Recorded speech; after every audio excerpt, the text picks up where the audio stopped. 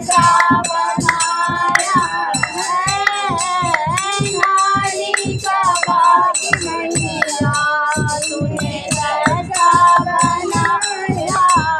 सीता जैसे नारी को रावण ने सताया है, सीता जैसे नारी को रावण ने सताया है।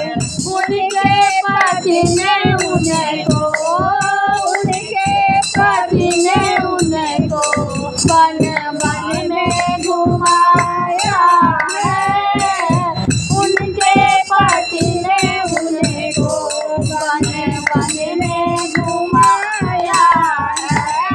नारी का भाग्य मैया तूने कैसा बनाया है, नारी का भाग्य मैया तूने कैसा बनाया है।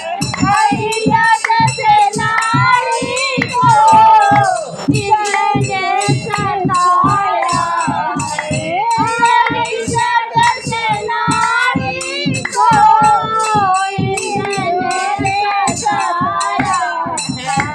उनके पति ने उनको, उनके पति ने उनको पत्थर का बनाया है, उनके पति ने उनको पत्थर का बनाया है।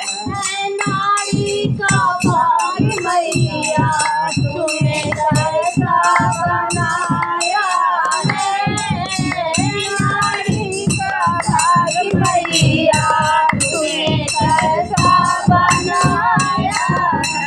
द्रौपदी जैसे नारी को कौरव ने सताया है, द्रौपदी जैसे